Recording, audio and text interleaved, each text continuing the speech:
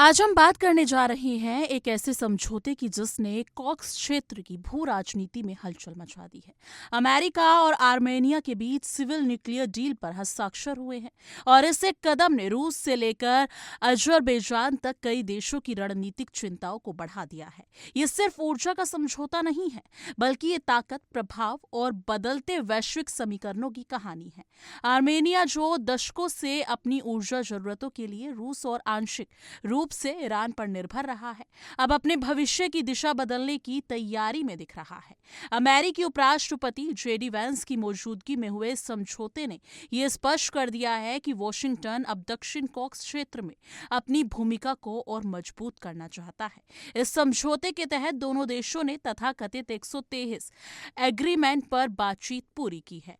ये वही कानूनी ढांचा है जिसे जरिए अमेरिका किसी दूसरे देश को न्यूक्लियर टेक्नोलॉजी और उपकरण निर्यात कर सकता है। वैंस ने घोषणा की कि इस समझौते से आर्मेनिया को शुरुआती अमेरिकी एक्सपोर्ट में $5 बिलियन तक की अनुमति मिलेगी और इसके अलावा लंबे समय के फ्यूल और मेंटेनेंस कॉन्ट्रैक्ट में करीब $4 बिलियन का अतिरिक्त आर्थिक अवसर जुड़ा होगा। इसका सीधा मतलब है कि ये सिर्फ तकनीकी सहयोग नहीं बल्कि एक बड़ा आर्थिक और रणनीतिक निवेश है। आर्मेनियाई प्रधानमंत्री निकोल पाशियान ने इसे दोनों देशों के बीच गहरी होती ऊर्जा साझेदारी का नया अध्याय बताया है। लेकिन सवाल यह है कि इस नए अध्याय की कीमत कौन चुकाएगा और इसका असर किन किन देशों पर पड़ेगा।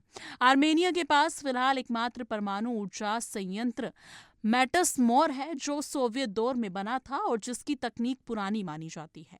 सुरक्षा को लेकर भी समय समय पर चिंताएं जताई जाती रही हैं। ऐसे में नया रिएक्टर बनाना आर्मेनिया की ऊर्जा सुरक्षा और दीर्घकालिक स्थिति के लिए स्थिरता के लिए भी बेहद अहम है। आर्मेनिया अमेरिकी, रूसी, चीनी, फ्रेंच और दक्षिण कोरियाई कंपनियों के प्रस्तावों की समीक्षा कर रहा है, लेकिन अमेरिका के साथ हुए समझौते ने ना साफ संकेत दे दिए हैं कि वॉशिंगटन का प्रस्ताव अब मजबूत दावेदार बन चुका है। अगर आर्मेनिया अमेरिकी तकनीक चुनता है तो ये सिर्फ एक ऊर्जा परियोजना नहीं होगी बल्कि रूस के पारंपरिक प्रभाव क्षेत्र में एक बड़ा बदलाव माना जाएगा। रूस की प्रतिक्रिया भी दिलचस्प है। रूसी डिप्टी फॉरेन मिनिस्ट्री मिखाइल गैलुजिन ने साफ कहा है कि नए न्यूक्लियर प्लांट के लिए रूस का प्रस्ताव सबसे बेहद है और सरकारी परमाणु कंपनी रोसाटॉम इस परियोजना को तेजी से लागू करने के लिए तैयार है। रूस का तर्क है कि उसके पास भरोसेमंद और सिद्ध तकनीक है, साथ ही वित्तीय शर्तें भी आकर्षक हैं।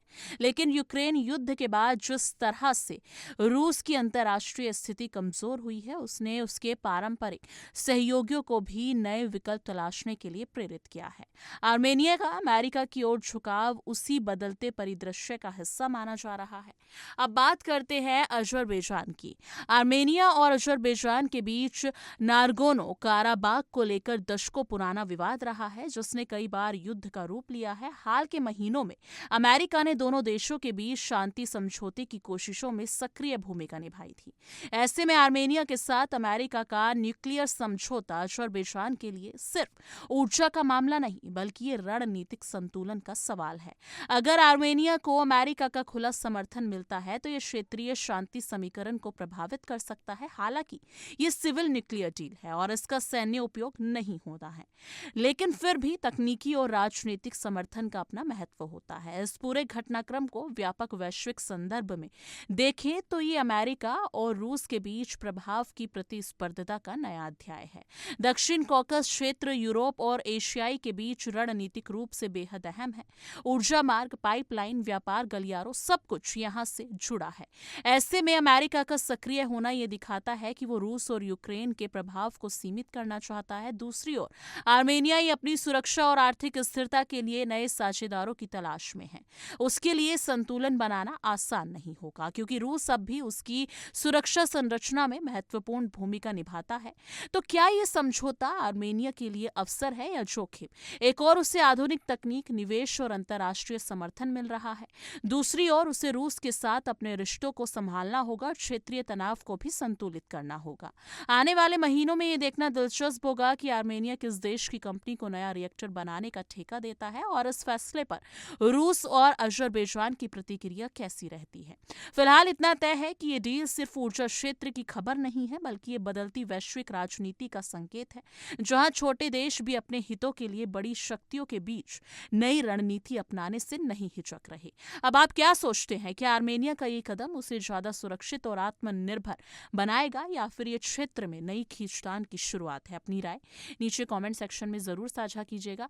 आपकी इस मुद्दे पर क्या कुछ राय है? कमेंट सेक्शन में अपनी राय जरूर साझा करें।